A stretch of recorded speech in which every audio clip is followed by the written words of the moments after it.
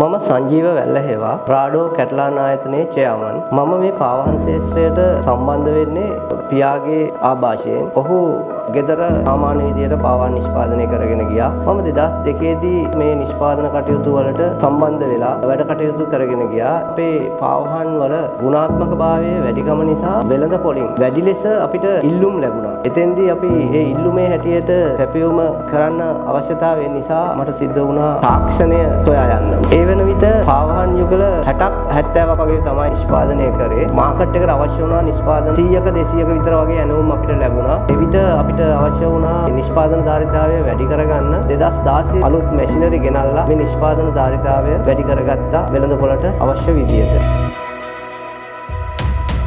රාඩෝ කියන ආයතනයේ ඊට වඩා කුඩා ආයතනයක්. ඒ ආයතනයේ තමයි අපි වැඩ කටයුතු කරගෙන ගියේ. එතෙන් පස්සේ මම සැලසුම් කරා කැටලාන් කියන කම්පැනිය අපි හදලා එතන මීට වැඩි නිෂ්පාදන ධාරිතාවයක් කරන්න 2021 දී තමයි කැටලාන් කියන ආයතනය පටන් ගත්තේ. එතෙන් පටන් දැන් මේ වෙනකොට වසර 4ක විතර කාලයක් ගෙවිලා තියෙනවා. මේ වෙනකොට මාසෙකට පාවාහන් නිෂ්පාදනය කරනවා ජෝඩු 60000ක් 70000ක් පමණ. මේ නිෂ්පාදන අපි ලංකාව පුරාම සේල්ස් ටීම් එකක් කරහා නිසි ක්‍රමවේදයකට බෙදා හැරීමේ කටයුතු සාර්ථකව කරගෙන යනවා. අප ආයතන දෙකටම IDB එක සහ EDB එක කර්මාන්ත අමාත්‍යාංශය මේ ආයතන තුනම එකතු වෙලා විදේශ තාක්ෂණය සහ විදේශ වෙළඳපොළට අවශ්‍ය දැනුම අපහට ලබා දීලා තියෙනවා.